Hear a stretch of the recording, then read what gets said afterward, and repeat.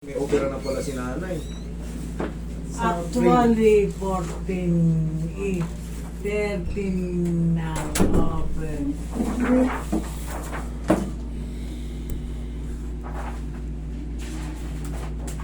Hindi ko kaya pagka may opera.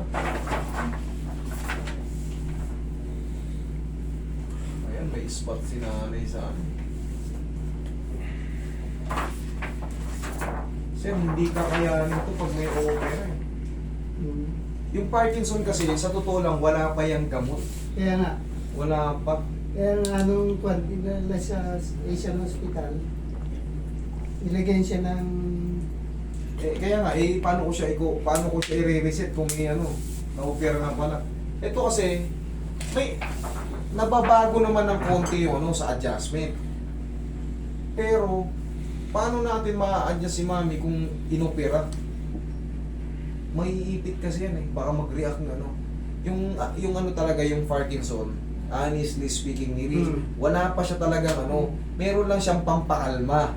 Pero hindi direct talagang matutumba, ay yung matutumbo. Yun lang, pagka ano, parang muscle relaxant lang. Ganun lang kasi na-research ko na eh. Wala pa talaga. makukontrol lang, pero Yung pa rin. Yung pa rin. Yun ang totoo eh. Yun pa rin eh. Mami. Hindi. Sir, paano ko to? Ano yun sir? May opera. Actually, marami akong Hindi pwedeng airline yung hanggang dito lang. Useless din po yun kasi kailangan yan i-reset yung buong spine. Dito kasi hindi aabutin yung spine. Dito lang siya. Actually, nadulas ako ng 13 sa salpak. Opo mami. Ang problema. Tapos dinala ako sa hospital, nilagyan ako ng Tinraction kayo. oh, Yes, tama po yun. Eh dito wala tayong pang ano. Ano lang tayo. Hindi, useless din kasi pag dito, hindi mababago yung kailangan. May ang opera si nanay. naipit kasi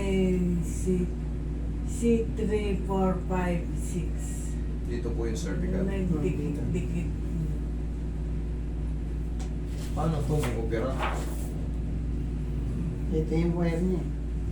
Hindi ko matatraction ito eh. Ayan, may wear na. Ayan. Sir, I'm sorry sir, hindi siya advisable sa ganitong method. Hindi siya advisable. Kailangan itatraction siya na may naka-maintain, kitang-kita yung ano niya. Para kung walang opera yan, sir, kahit hindi kita mo, may iba pang nakaano dyan. Pero yan, galawin ko talaga. Pero pag may opera, baka matik. Ilaw. Mag-react, mag-pull up si nanay. Wala. Imbis na nakatulong ako, nakapahamak pa ako. I'm sorry po, pero hindi po siya advisable sa ganitong method.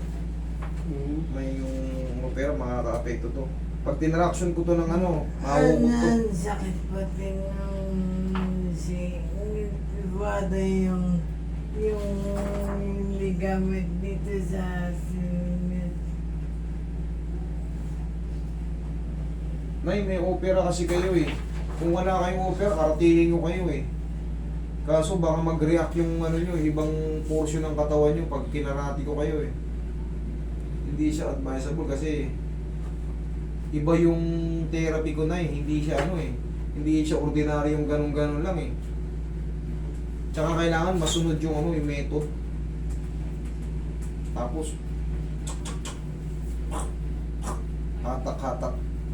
Ang problema, yung opera ni nanay, dito, may wire siya rito eh. I'm sorry sir. Baka mag-pull up si nanay pag pinakailaman ko.